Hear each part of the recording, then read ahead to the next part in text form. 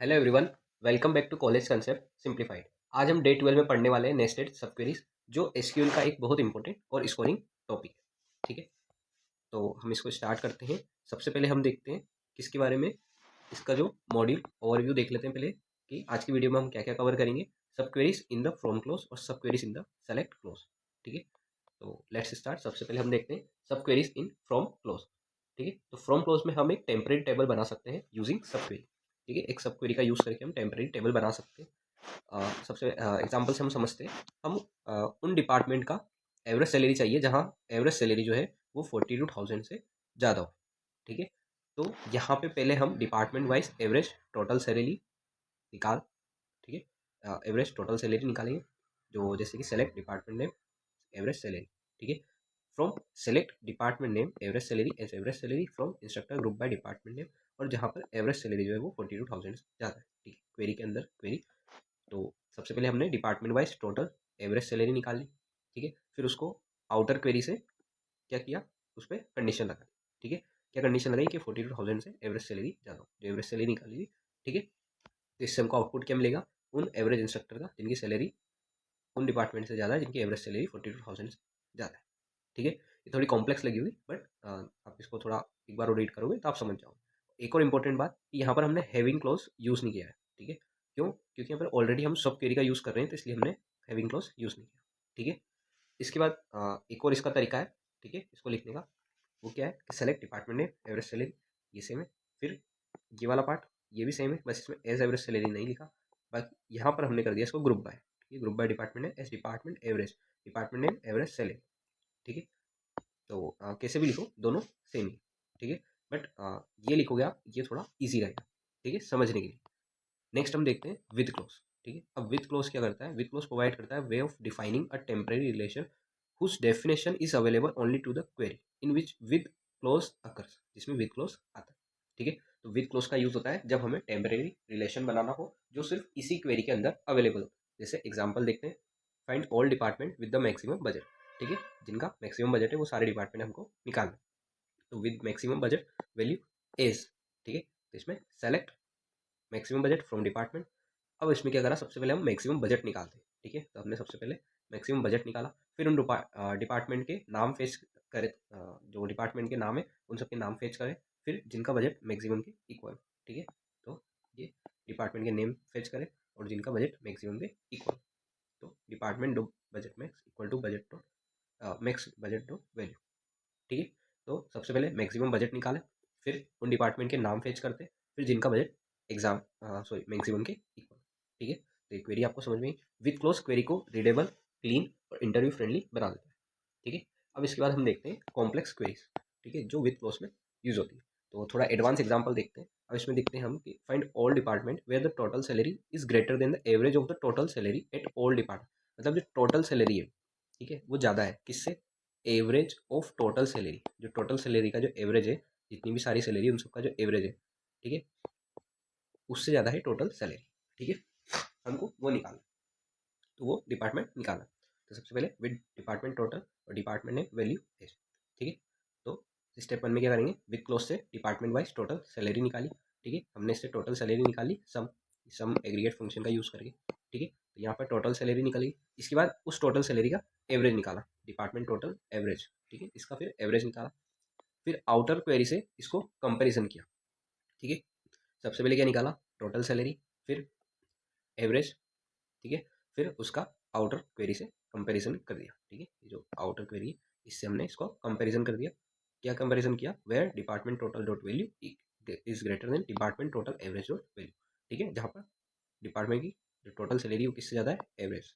ठीक है, तो हमको इसका आउटपुट मिल जाएगा। ठीक है, और इस टाइप के क्वेश्चन जो है ये यूनिवर्सिटी एग्जाम्स और गेट में फ्रिक्वेंटली आते हैं। ठीक है, तो इसको आप एक बार और रिपीट कर लोगे तो वो अच्छा होगा। ठीक है, इसके बाद नेक्स्ट टॉपिक हम देखते हैं स्केलर सब क्वेरी। ठीक है, तो स्केलर सब क्वेरी वो होती है जो सिर्फ एक सिंगल वैल्यू रिटर्न करती है। ठीक है, which is use where single value is expected. ठीक है, जहाँ पर सिंगल वैल्यू एक्सपेक्ट की जाती है या रिटर्न करती है। ठीक है, इसमें हम देखते हैं जैसे list all department along with the number of instructor in each department. ठीक है, मतलब हर डिपार्टमेंट के साथ नंबर ऑफ इंस्ट्रक्टर शो करना। ठीक है, अब यहाँ सब क्वेरी सेलेक्ट क्लोज में है और हर डिपार्टमेंट के लिए एक ही वैल्यू रिटर्न कर रही है। ठीक है, सब क्वेरी जो है वो किस में, सेलेक्ट क्लोज में, ठीक है। ये सेलेक्ट क्लोज लिखा, इसके बाद सब query select from where, select clause में, ठीक है। तो हमको सारे डिपार्टमेंट निकालने with number of instructor in each department. Select department name select कर लिए, फिर उसके बाद इंस्ट्रक्टर भी तो काउंट कर लेंगे कितने इंस्ट्रक्टर है फ्रॉम इंस्ट्रक्टर से, जहाँ पर department dot department name equal है किसके, इंस्ट्रक्टर डॉट डिपार्टमेंट नेम के। मतलब ये वाला जो कॉलम है ये इंस्ट्रक्टर और डिपार्टमेंट टेबल में दोनों में कॉमन है, ठीक है। इस नंबर नम इंस्ट्रक्टर, इंस्ट्रक्टर जो काउंट करेंगे उनको नम इंस्ट्रक्टर और फ्रॉम डिपार्टमेंट, ठीक है। और अगर सब क्वेरी एक से ज़्यादा रोज रिटर्न करे तो रन टाइम एरर आता है, ठीक है। रन टाइम एरर आ सकता है अगर क्वेरी एक से ज़्यादा रो रिटर्न कर दे, ठीक है। इसके बाद हम देखते हैं अब डिलीट सब क्वेरी, ठीक है। तो डिलीट सब क्वेरी में क्या होता है, इसमें हम एग्जाम्पल समझते हैं। जैसे डिलीट ऑल इंस्ट्रक्टर, ठीक है। मेरे को सारे इंस्ट्रक्टर डिलीट करने हैं तो मैं क्या करूँगा, डिलीट फ्रॉम इंस्ट्रक्टर, ये क्वेरी में रन कर, ठीक है। तो उससे सारे इंस्ट्रक्टर डिलीट हो जाएंगे। Delete all instructor from the finance department, तो फाइनेंस डिपार्टमेंट से इंस्ट्रक्टर डिलीट करने, तो डिलीट फ्रॉम इंस्ट्रक्टर अब कहाँ से, department name equal to finance, जो जिनका डिपार्टमेंट नेम फाइनेंस है वो सारे इंस्ट्रक्टर डिलीट हो जाएंगे, ठीक है। तो डिलीट का मीनिंग आपको समझ में आया होगा, इसका मैंने पहले भी बताया था आपको, ठीक है। डिलीट का ड्रॉप कमांड और ये सब, ठीक है। तो अब एक और देखते हैं इसका, delete all tuples in the instructor relation for those instructor associated with the department located in Watson building, ठीक है। वो डिपार्टमेंट जो वाटसन बिल्डिंग में है। तो यहाँ सब क्वेरी जो है वो पहले वाटसन बिल्डिंग के डिपार्टमेंट फाइंड करती है, ठीक है। डिलीट फ्रॉम इंस्ट्रक्टर तो हुआ ही, लेकिन पहले डिपार्टमेंट जो वाटसन बिल्डिंग है उसके डिपार्टमेंट फाइंड करेगी, ये जो सब क्वेरी है, ठीक है। फिर आउटर डिलीट क्वेरी उन इंस्ट्रक्टर को रिमूव कर देगी, ठीक है। आउटर डिलीट क्वेरी जो है ये फिर इन इंस्ट्रक्टर को रिमूव कर देगी जो वाटसन, कौन सी बिल्डिंग से, वाटसन बिल्डिंग के डिपार्टमेंट, ठीक है। तो ये कॉन्सेप्ट जो है ना ये एग्जाम में फेवरेट होते हैं, ठीक है। डिलीट वाले, इसके लिए सब क्वेरी, ठीक है। एग्रीगेट फंक्शंस वगैरह हो गए, तो इन पे आप थोड़ा ज़्यादा फोकस करना, ठीक है। एक और जैसे एग्जाम्पल देखते हैं, delete all instructor whose salary is less than average salary, ठीक है, from average salary of instructor. तो इसमें भी वही डिलीट फ्रॉम इंस्ट्रक्टर, यहाँ पर सैलरी जो है वो कम है किससे, एवरेज सैलरी से, ठीक है। एवरेज सैलरी से जिनकी सैलरी कम है वो डिलीट हो जाएगी, ठीक है। नेक्स्ट देखते हैं हम इंसर्शन, ठीक है। इंसर्ट के केस में भी सब क्वेरी यूज होती है। जैसे एग्जांपल, सारे इंस्ट्रक्टर को स्टूडेंट टेबल में इंसर्ट करना, ठीक है। जैसे जितने भी इंस्ट्रक्टर है उनको स्टूडेंट टेबल में इंसर्ट करना है या कोर्स टेबल में, ठीक है। तो इंसर्ट इनटू कोर्स वैल्यू, ये वैल्यू मैंने डाल दी, ठीक है। CS437 database system computer science और 4, ठीक है। तो ये वैल्यू मेरे को उसमें टेबल में इंसर्ट हो जाएगी, ठीक है। सबसे जो इंपॉर्टेंट रूल है वो ये है कि सेलेक्ट क्वेरी फुल्ली एग्जीक्यूट होती है उसके बाद ही इंसर्शन होता है, ठीक है। पहले सेलेक्ट क्वेरी एग्जीक्यूट होगी फिर उसके बाद इंसर्शन होता है, ठीक है। जैसे एग्जांपल देखते हैं, add all instructor to the student relation with total credits set to 0। इसमें इंसर्ट इनटू स्टूडेंट, स्टूडेंट में इंसर्ट करेंगे लेकिन पहले सेलेक्ट क्वेरी एग्जीक्यूट होगी। जैसे select ID name department name 0 from instructor, ठीक है। तो पहले ये क्वेरी एग्जीक्यूट होगी फिर उसके बाद इंसर्शन होता है, ठीक है। वरना लॉजिकल एरर आ सकता है, ठीक है। तो ये बात ध्यान रखना। इसके बाद नेक्स्ट देखते हैं हम अपडेट्स, ठीक है। अपडेट क्या होते हैं, अपडेट क्वेरीज और भी पावरफुल हो जाती है जब हम सब क्वेरी यूज़ करते हैं, ठीक है। जब हम सब क्वेरी यूज़ करते हैं तो अपडेट जो क्वेरीज होती है ये और भी पावरफुल हो जाती है। जैसे एग्जांपल देखते हैं हम, स्टूडेंट के टोटल क्रेडिट, ठीक है। जैसे recompute and update total credit value of for all student, ठीक है। इसमें क्या करेंगे हम, update student S set total credit equal to select sum of credit, total credit क्या हो जाएंगे उसके टोटल सम ऑफ क्रेडिट, ठीक है। फिर मतलब स्टूडेंट के टोटल क्रेडिट जो है दोबारा कैलकुलेट करना based on courses and rates, ठीक है।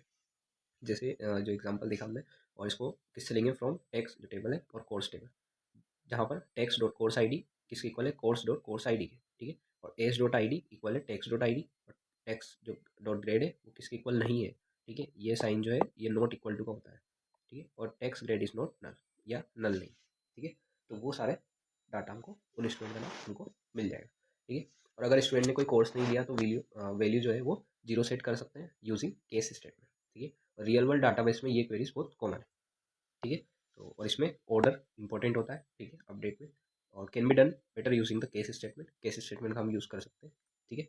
और same query as before but with case statement, ठीक है। ये सेम क्वेरी है जो हमने ऊपर लिखी हुई है, इसमें हमने केस यूज़ करा है, ठीक है। केस स्टेटमेंट मतलब जो set salary equal to case when salary is less than equal to कितनी है, 10 लाख, ठीक है। 10,000 10,000 लाख, सॉरी 1 लाख, ठीक है।